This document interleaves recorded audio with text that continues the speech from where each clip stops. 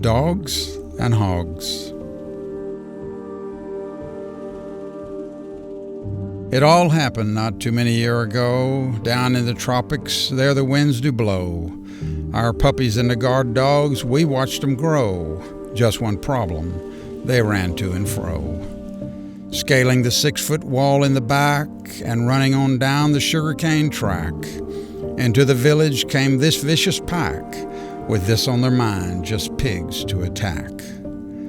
So much more than a midnight stroll, what there took place I did not know. They would just sometime later show, spattered with blood from head to toe.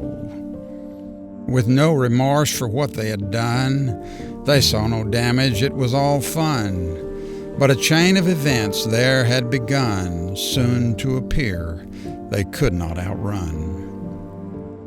The folks in the village, they were not blind. They knew these dogs and that they were mine. With a score to settle for this ugly crime, those villains, they said, would pay this time. So up to my place came walking two men, plain to see the state of mind they were in. A friendly handshake they did not extend. This was all about an untimely end. They came for something to be made right, a grievance of a slaughter in the night, squeals of their hogs in the midst of a fight, and what they saw when they shined a light. A bloodbath it was, and awful to see. Havoc was made on this killing spree. A thing like this just ought not to be, and all of it seemed to be pointing at me. They kept their cool, they didn't shout. I knew very well what this was about. They made their case and spelled it out. My dogs were guilty, without a doubt. So they had their say, and standing there, a moment of quiet loomed in the air. Into the eyes of this pair I just stared, as my mind was fixed on the gospel affair. Some things opened up so vivid and true. The dogs were a picture of me and you, entangled in something they couldn't undo, having bitten off more than they could chew. So as it happened, I could have said, "It's not my doing that your pigs are dead. While it all took place, I was in bed. You should be dealing with the dogs instead." These men there stood in a rightful place, having come like justice we all must face. Against these dogs was a solid case, and so hath God with the human race. All have sinned is a charge that's real. It leaves us in debt head over heels. With him no bargain or making a deal. We've taken his glory, and that we did steal. Full payment is all that will satisfy. Anything less than this would imply that God is willing himself to deny. You may as well try to catch God in a lie.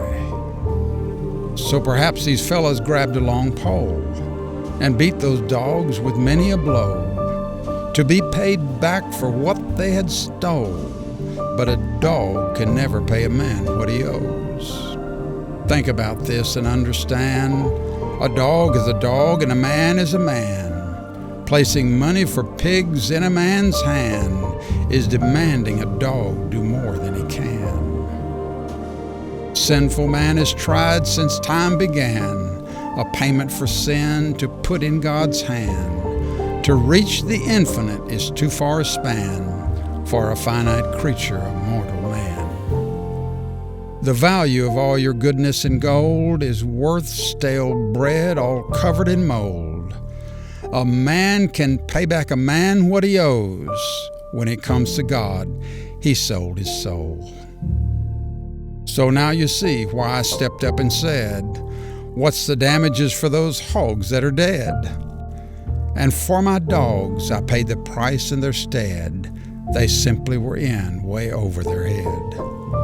Sinners who perish with a debt of sin, beaten with blows to the bitter end. Never, no, never do they make amends. As eternity rolls, it's just like it began. An infinite price never able to pay. The courts of heaven will never sway. Those awful stains of sin do stay. Forever suffering won't wash away. Why did a virgin have to conceive, and the scene at Bethlehem have to be? The God of glory, one of the three, that babe in a manger, he was the key.